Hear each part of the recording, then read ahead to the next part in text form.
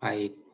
Pada sore hari ini saya akan membahas sedikit tentang apa itu atau apa yang perlu kita ketahui tentang obesitas. Sebelum saya mulai, saya mau tanya dulu nih, ada yang tahu enggak apa arti obesitas kira-kira?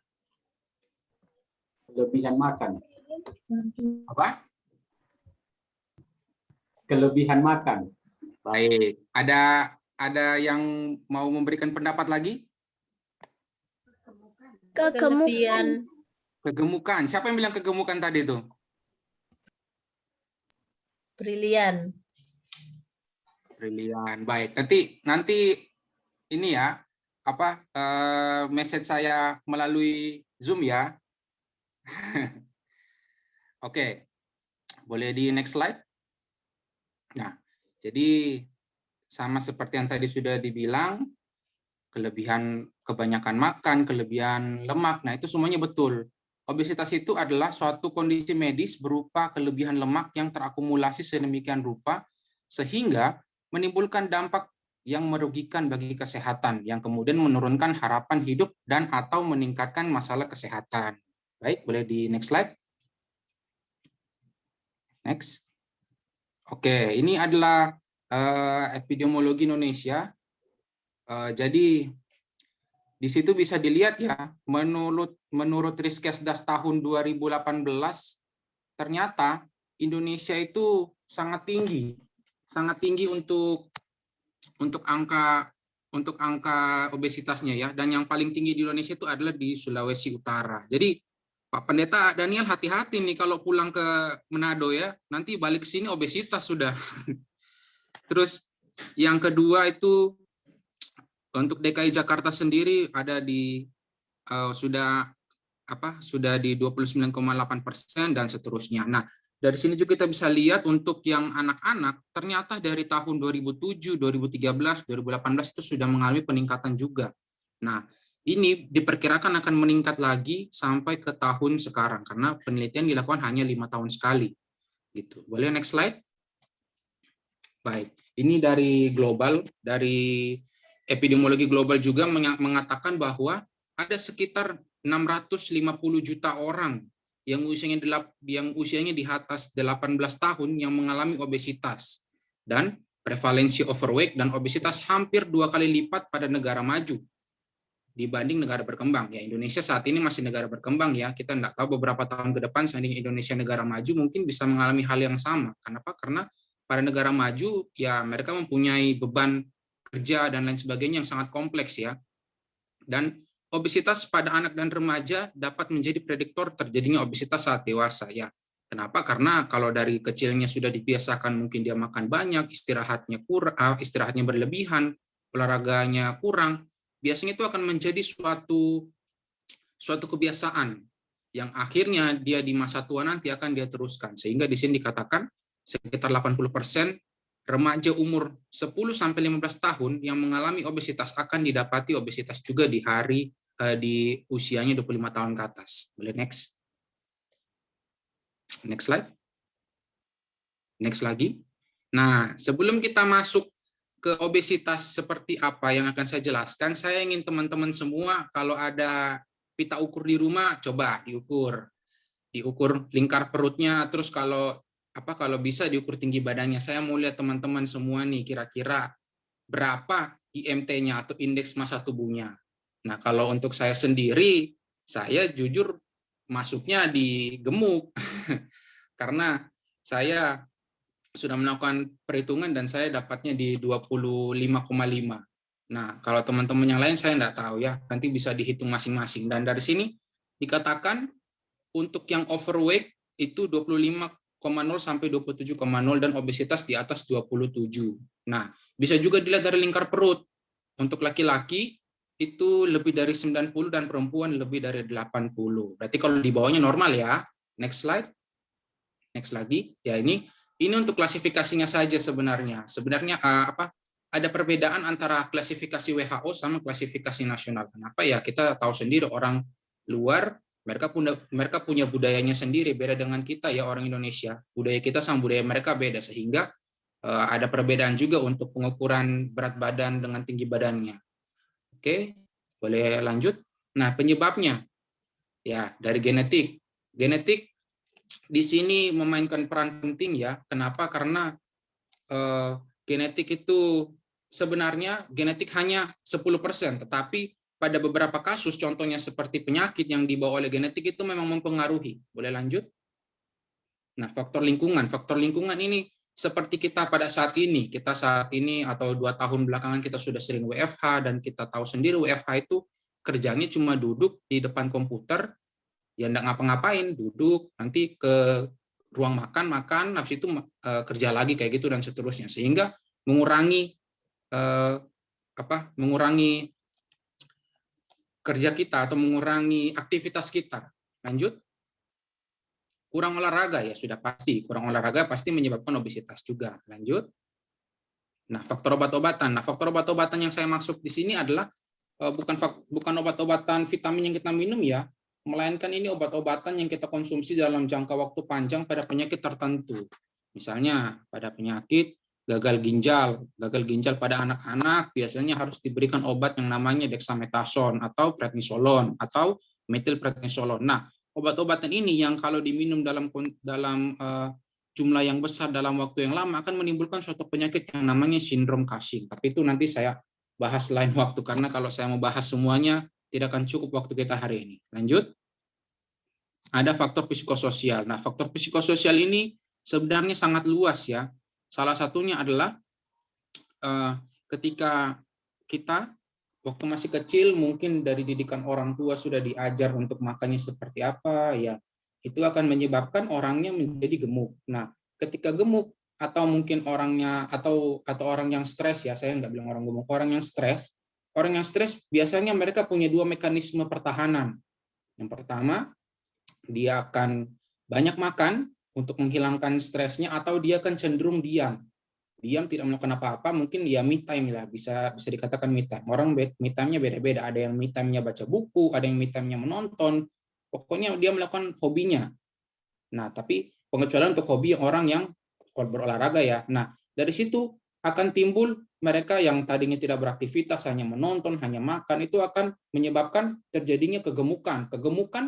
Setelah kegemukan mungkin dia dibully sama temannya di kantor atau apa segala macam, dia tidak pede, dia balik lagi, menjadi stres lagi, dan itu dikatakan lingkaran setan. Dia akan berputar di situ terus. Nah, ini yang menyebabkan faktor psikososial merupakan salah satu penyebab dari diabetes itu sendiri. Next. Nah, kok bisa? Ya sudah pasti sangat jelas ya. Ditekan next satu kali. Nah, ini. Jadi ya olahraganya lebih sedikit dan lebih banyak istirahatnya gitu. Next. Nah, ini contoh pada orang yang obesitas. Yang pertama, yang sebelah kiri itu adalah orang yang mungkin mereka sekeluarga gemuk semua ya, walaupun kita tahu sebenarnya perannya hanya 10% saja di itu. Kebanyakan perannya itu ya dari faktor luar, dari kita makan, pola hidup kita dan lain sebagainya. Kemudian yang di kanan atas itu ya makan fast food. Kemudian yang di kanan bawah itu adalah obat-obatan yang tadi sudah saya bilang. Next. Nah, ini makanan. Siapa yang suka makanan-makanan seperti ini? Saya pun suka makanan seperti ini. Dan anak-anak kecil pun saya rasa kalau dikasih makanan yang seperti ini mereka lebih senang. Nah, itu dia makanya sangat susah kita untuk mengajak anak-anak kita untuk hidup sehat. Kenapa? Karena sudah banyak godaan. Tapi memang itu salah satu yang harus kita lakukan. Kenapa? Karena makanan seperti ini tuh makanan yang tidak sehat sebenarnya. Mereka tinggi kalori, tinggi karbohidrat, sehingga nanti bisa menimbulkan timbunan lemak yang lebih banyak di dalam tubuh kita. Next.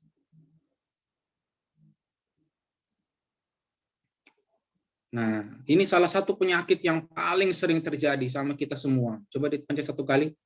Nah, ini dia, lapar mata. Ada yang tahu lapar mata ini seperti apa? Ada yang bisa menjelaskan ke saya secara singkat lapar mata itu seperti apa? Saya rasa teman-teman semuanya sudah tahu lapar mata itu kayak gimana. Kalau melihat makanan, lapar. Sebenarnya ya bisa juga.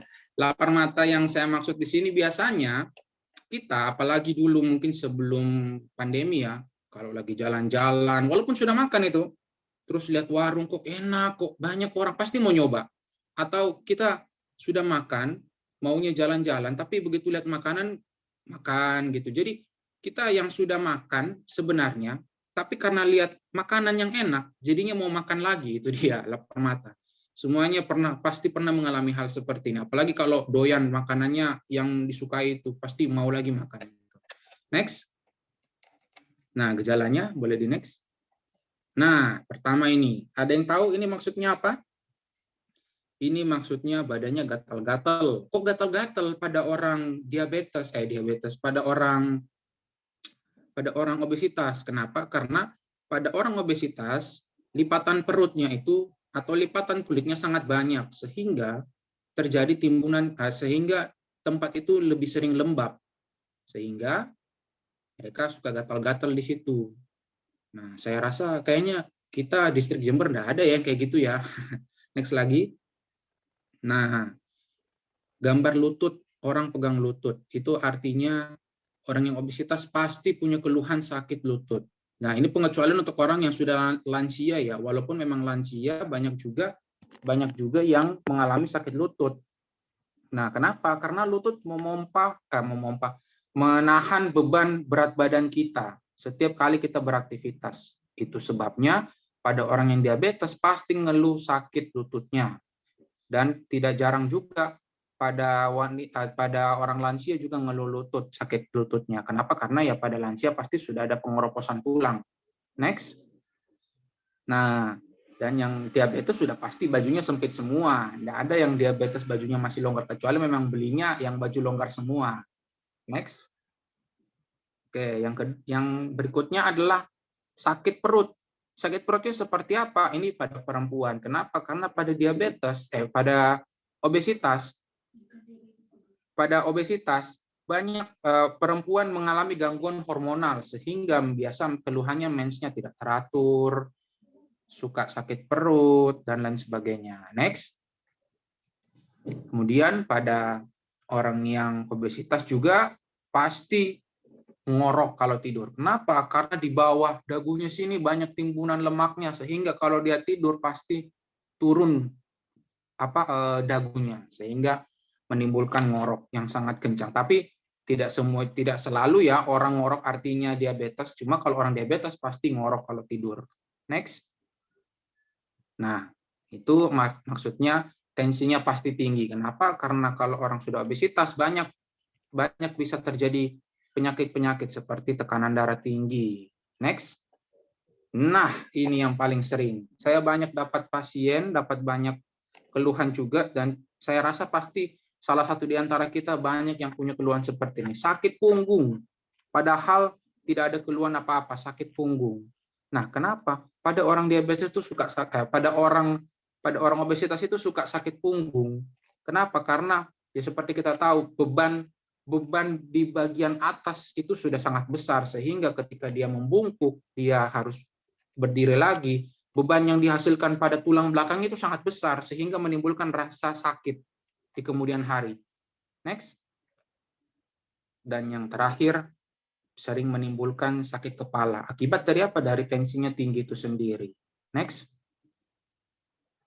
Nah, pada orang obesitas juga pasti muncul namanya strie atau stretch mark. Biasanya muncul di dekat lipatan perut, di paha, atau seperti pada gambar ini, dekat bokong. Kenapa? Karena kulitnya harus melebar supaya bisa memenuhi jaringan lemak yang ada di dalamnya tadi itu.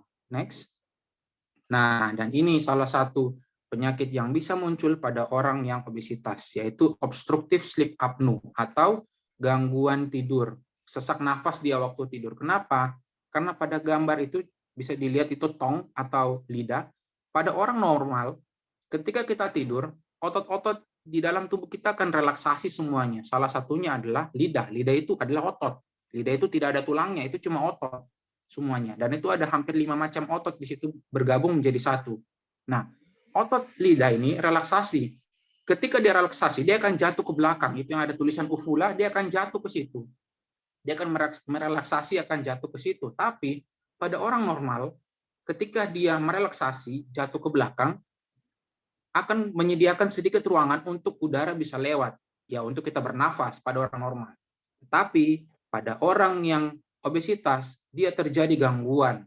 Lidahnya jatuh ke belakang, tapi karena lemak dari punggung sama di lehernya sama lemak di sekitarnya situ sudah banyak, dia terjadi dia terhimpit sehingga orangnya akan ngorok, dan ngoroknya ini ditandai dengan suka terbangun tiba-tiba tengah malam, terus gak ada gangguan tidur seperti tidurnya tidak nyenyak. Nah, itu salah satunya.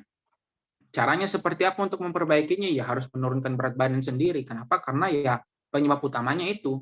Next. Nah, ini adalah tipe-tipe untuk penyimpanan lemak pada orang. Ada 2 tipe yang paling utama ya, apple sama pear. Yang apple itu paling sering pada pria, di mana bisa dilihat sendiri dari gambar, timbunan lemaknya ada di perut sama di dada. Sementara kalau pear itu untuk perempuan paling sering, timbunan lemaknya ada di pinggul, pantat, dan paha. Oke, next.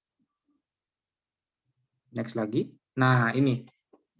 Obesitas meningkatkan resiko ya seperti yang tadi sudah saya bilang. Yang pertama stroke. Stroke bisa terjadi karena ada tekanan darah tinggi, sama orang obesitas biasanya meningkat resiko diabetes mellitus, sehingga stroke juga bisa terjadi.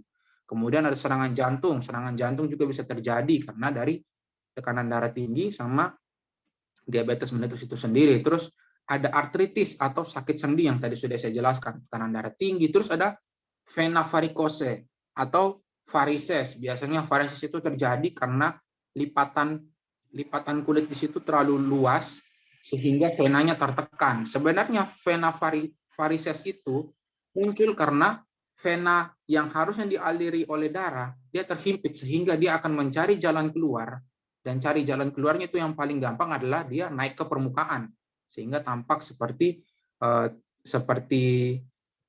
darah atau seperti aliran darah tapi di permukaan, kelihatan sekali pokoknya. Nah, kemudian diabetes mellitus itu sendiri. Next. Cegahlah dengan next. Nah, makan perlahan dan makan hanya pada saat lapar. Kenapa saya bilang makan perlahan? Karena dengan kita mengunyah lebih banyak waktu di mulut akan mempermudah sistem pencernaan kita untuk menyerap makanan. Kenapa saya bilang seperti itu? Karena pada saat kita makan, kalau kita tidak mengunyah makanan dengan baik, maka sistem pencernaan kita seperti usus, lambung akan bekerja sangat ekstra, sehingga biasanya ini paling sering terjadi kalau kita makan siang, kita akan merasa mengantuk. Nah, itu dia. Jadi makan perlahan dan makan hanya pada saat lapar itu membantu fungsi pencernaan kita lebih baik. Kenapa kita mengantuk pada saat kita habis makan? Karena lambung sama usus kita bekerja sangat keras sehingga peredaran darah terpusat di situ untuk membantu mereka bekerja dan membantu mereka menyerap makanan. Sehingga peredaran darah yang ke otak akan sedikit berkurang sehingga secara tidak langsung otak mengirimkan sinyal untuk kita beristirahat sebentar. Nah, itu dia. Lanjut. Kemudian banyak minum air mineral sudah jelas ya. Dengan banyak minum air mineral kita juga bisa menurunkan untuk refleks lapar kita. Lanjut. Aktif bergerak sudah sangat jelas ya. Kita harus aktif bergerak supaya apa yang kita makan dapat kita olah menjadi energi. Kenapa? Karena energi yang tidak terpakai itu akan disimpan menjadi lemak. Gitu dia. Lanjut. Menjauh dari restoran dan yang menyediakan makanan cepat saja. Sebenarnya ini opsional saja. Ya kalau memang kita lagi mau makan ya enggak masalah. Cuma ada baiknya kita jangan terlalu sering makan makanan cepat saji karena mereka memiliki kadar lemak yang lebih banyak daripada karbohidrat yang kita butuhkan. Lanjut. Fokus dan cek teratur berat badanmu. Ya ini sudah pasti supaya kita tahu kalau berat badan kita sudah lebih. Lanjut. Makan makanan yang sehat dan gizi yang seimbang. Oke, lanjut. Nah, sebelum saya lanjut ke tips, saya akan menjelaskan sedikit tentang indeks glikemik. Nah, ini mungkin agak ribet ya bagi saudara, apalagi yang non medis mungkin biasanya, ya sudahlah saya makan makanan yang sehat aja, ngapain mikir sampai sejauh ini. Nah, tapi ini ada ilmunya juga dan saya merasa mungkin saya perlu bagi ke saudara-saudara sekalian. Indeks glikemik itu adalah nilai yang menunjukkan kemampuan suatu makanan yang mengandung karbohidrat dalam meningkatkan kadar glukosa darah.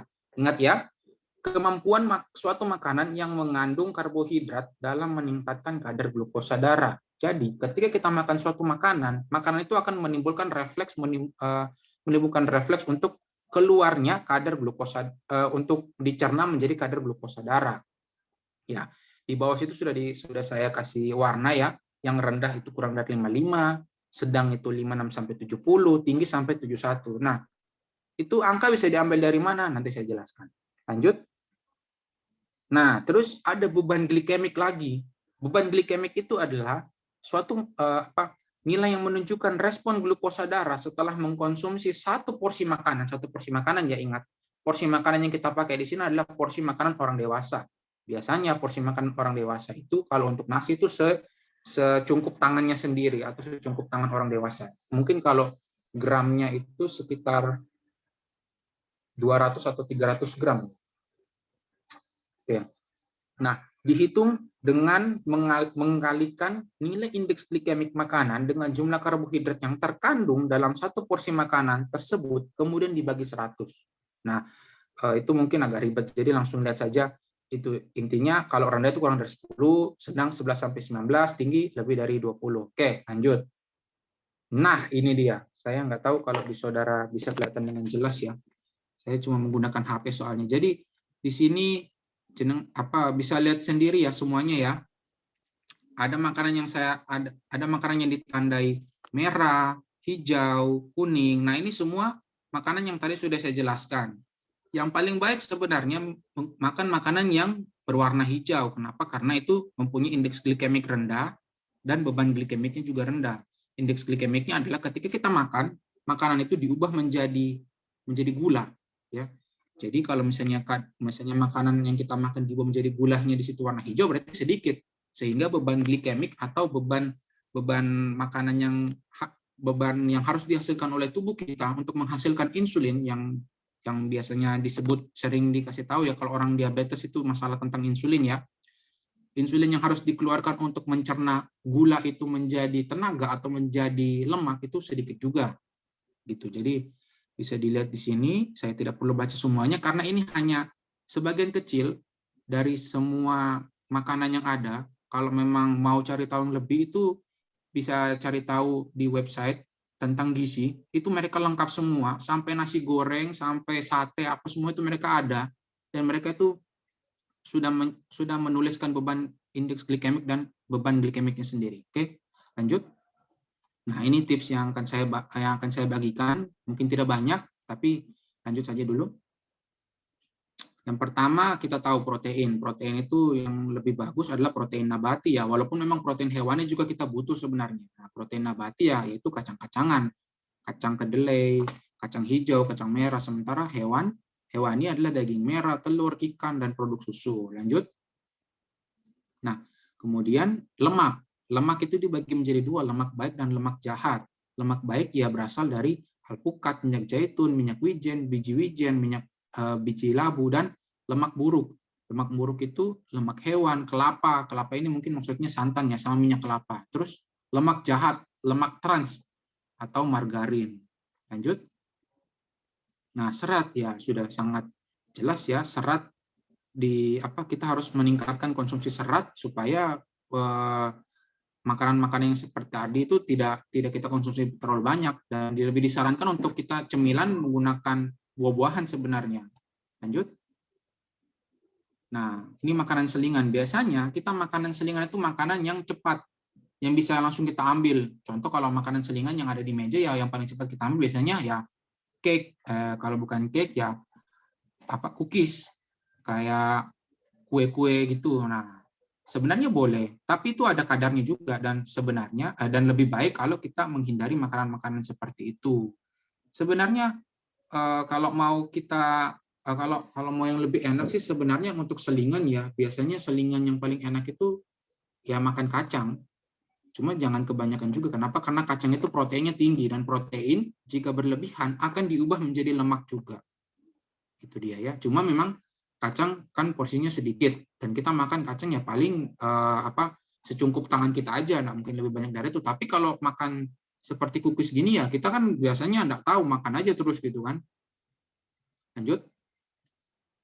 Nah, ini untuk upaya hidup sehat. Upaya hidup sehat di sini untuk makanan dibagi menjadi 3. yaitu zat tenaga, zat pengatur, dan zat pembangun. Nah, itu bisa dilihat dari gambarnya, mereka membentuk piramida, artinya semakin ke atas semakin sedikit yang diperlukan. Yang paling pertama, yang paling banyak dibutuhkan adalah beras, umbi-umbian, kacang-kacangan, yaitu sebagai pengganti, sebagai karbohidrat. Kemudian yang kedua, zat pengatur itu adalah sayur, buah. Kemudian zat pembangun, baru kita masuk ke protein yang tadi, daging-daging, ikan, telur, susu, dan yang paling atas itu kalau saya tidak salah lihat kayaknya gula dan garam ya. Makanya gula dan garam itu hanya sebagai tambahan saja. Kenapa? Yang di bawahnya sudah mencukupi sebenarnya. Lanjut.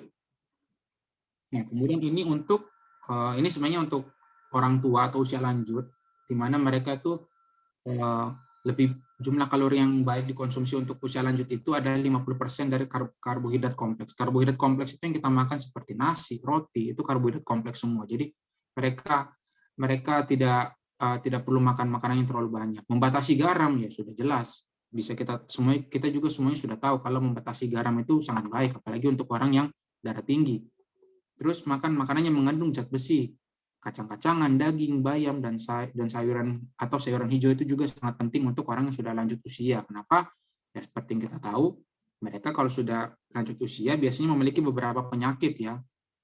Sangat jarang orang yang mungkin di Indonesia masih lumayan banyak orang yang sudah lansia tapi masih sehat. Tapi kalau orang luar biasanya lansia itu sudah ada penyakitnya juga.